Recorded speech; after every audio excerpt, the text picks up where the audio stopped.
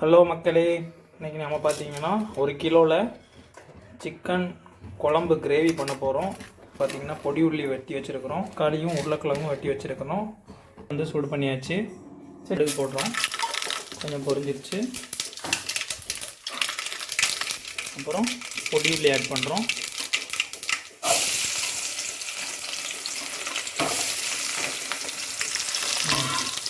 பொடி உள்ளி ஆட் பண்ணியாச்சு. 1 கிலோவுக்கு நம்ம என்னெல்லாம் இது பண்ணுறோன்னு பார்த்துக்கோங்க. இது பார்த்தீங்கன்னா முழுக்க வீட்டில் நம்ம ஹோம்மேட் சிக்கனு.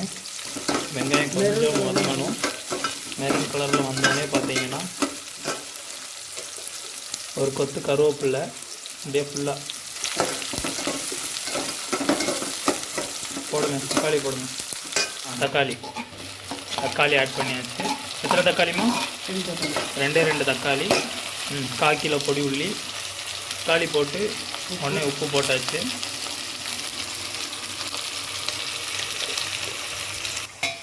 பண்ணுறதுக்காக கொஞ்சம் நேரம் மூடி வச்சாச்சு.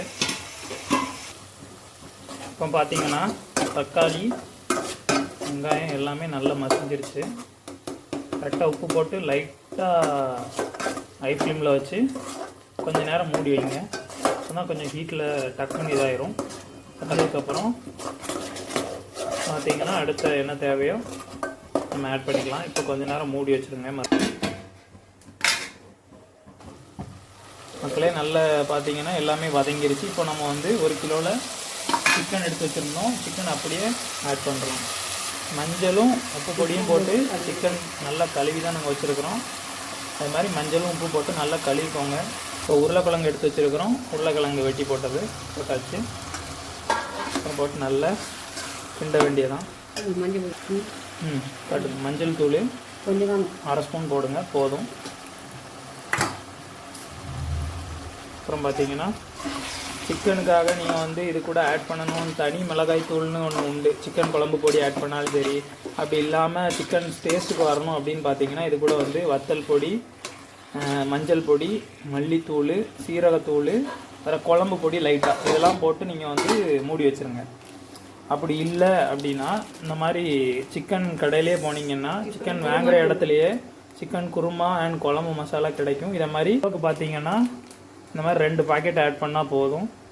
2 பாக்கெட்டு இதை வாங்கி போட்டிங்கன்னா குழம்பு நமக்கு கிரேவியாகவும் சூப்பர் டேஸ்ட்டாகவும் இதில் எல்லா மசாலாவுமே ஆட் ஆகிருக்கும்.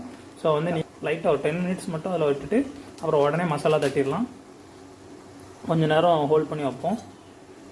நடக்குன்னு இஞ்சி பூண்டு பேஸ்ட்டு நம்ம வந்து ஆட் பண்ணுறோம்.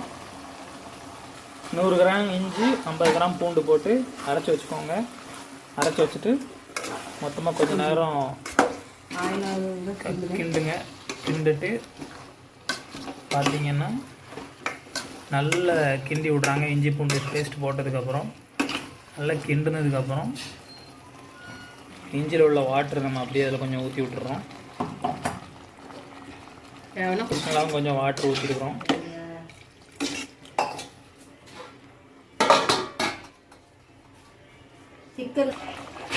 பார்த்தீங்கனாலே தெரியும் நல்லா கொதிச்சிருச்சு. இந்த டைமில் நம்ம மசாலா குழம்பு பொடியை ஆட் பண்ணலாம். 1 கிலோவுக்கு 2 பாக்கெட் நம்ம ஆட் பண்ணுறோம். என்னம்மா போடுங்க, நீங்களே போடுங்க. கேமரா மட்டும்தான். சரி போடுங்க வாங்க. நல்லா கொதிச்சிருச்சு. மசாலாவை லைட்டாக உள்ள போடுங்க. இப்போ போடுங்க. மசாலா போட்டாச்சு. மசாலா போட்டோன்னா நல்லா கிண்டி விட்டுருங்க.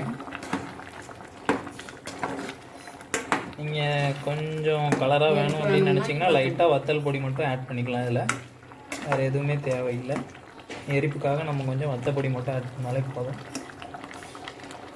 இப்போ பார்த்தீங்கன்னா கலர் கம்ப்ளீட்டாக சேஞ்ச் ஆயிடுச்சு.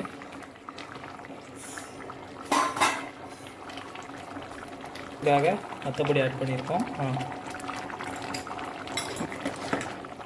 வத்தப்பொடி போட்டு லைட்டாக கிண்டியாச்சு. அவ்வளோதான். அப்படியே கொதிக்க வச்சு கொஞ்சம் நேரம் அப்படியே மூடி வச்சுருங்க. பார்த்தீங்கன்னா குழம்பு நல்லா கொதிக்குது. கறி நல்லா வெந்துருச்சு. ஸோ இப்போ வந்து நம்ம வந்து உப்பு பார்த்துட்டு கரெக்டாக இருக்கான்னு பார்த்துட்டு உப்பு ஓகே அப்படின்னா நீங்கள் வந்து அடுத்து மல்லி புதினா போட்டு இறக்கிடலாம். என்ன பண்ணாங்க சொல்லுங்க சுவாமி.